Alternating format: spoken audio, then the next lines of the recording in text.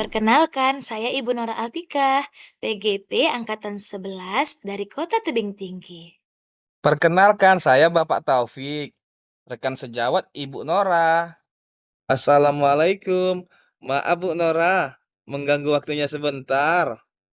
Waalaikumsalam, silahkan Bapak. Kebetulan saya sudah selesai mengajar.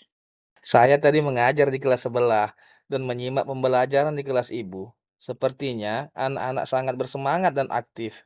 Padahal sudah jam terakhir. Tidak seperti saya mengajar.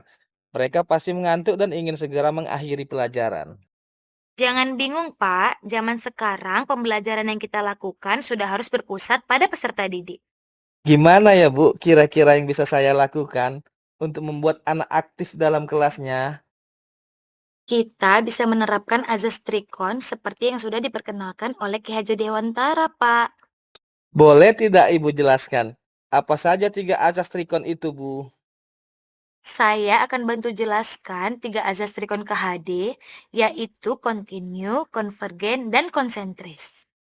Continue artinya pengembangan proses pendidikan di ruang kelas secara berkesinambungan, guru memfasilitasi anak sesuai dengan kebutuhannya. Konvergen yaitu pengembangan yang dapat dilakukan dari berbagai sumber, bahkan kita dapat mengambil dari berbagai metode pembelajaran yang dibutuhkan oleh peserta didik. Yang terakhir konsentris, yaitu pengembangan pendidikan yang dilakukan harus tetap berdasarkan kepribadian kita sendiri. Sehingga tujuan utama pendidikan untuk menuntun tumbuh kembang anak secara maksimal sesuai dengan karakter kebudayaannya sendiri dapat terwujud. Jadi, dengan azas trikon, kita dapat memperbaiki proses pembelajaran anak yang malas dan kurang memahami materi. Penerapan azas trikon sangat berpengaruh dalam pengembangan sistem pendidikan saat ini. Saya jadi paham, Bu, sekarang.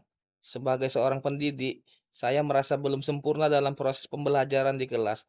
Karenanya, saya akan selalu memperbaiki cara pembelajaran yang mudah dan menarik bagi anak didik.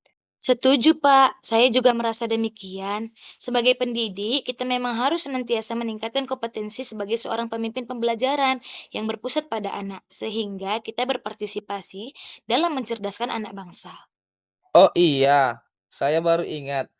Ibu sedang mengikuti kegiatan pendidikan guru penggerak angkatan 11 ya? Setelah mendengar penjelasan Ibu tadi, saya jadi tertarik mengikuti lebih banyak tentang filosofi KHD, Bu.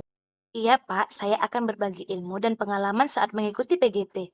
Ilmu yang sesuai dengan kebutuhan anak didik, yaitu filosofi pendidikan Ki Hajar Dewantara. Begini Pak Taufik, Ki Hajar Dewantara memiliki semboyan pendidikan, yaitu Ingarso Sung Tulodo, Ing Madya Mangunkarso, Tutwuri Handayani, di mana kita sebagai guru harus bisa di depan memberi contoh, di tengah membangun semangat, di belakang memberi dorongan. Ada beberapa konsep Ki Hajar Dewantara, di antaranya konsep menuntun, budi pekerti, dan berpihak pada anak. Menuntun itu maksudnya mengarahkan anak sesuai dengan kodrat alam dan kodrat zamannya. Budi pekerti itu bersatunya pikiran, perasaan, kemauan yang menimbulkan tenaga. Budi pekerti itu juga diartikan sebagai perpaduan antara cipta, karsa, sehingga menghasilkan karya. Berpihak pada anak maksudnya pembelajaran yang kita lakukan harus berpihak pada anak, di mana anak merupakan pusat pembelajaran. Wah, saya sudah mengerti, Bu. Mulai sekarang, saya akan melakukan perubahan cara saya dalam mengajar, agar tercipta pembelajaran yang menyenangkan. Terima kasih penjelasannya, Bu Nora. Sama-sama, Pak. Semoga semakin banyak guru yang menerapkan pemikiran-pemikiran Ki Hajar Dewantara agar pendidikan Indonesia semakin baik. Terima kasih. Salam bahagia Bapak Ibu guru hebat.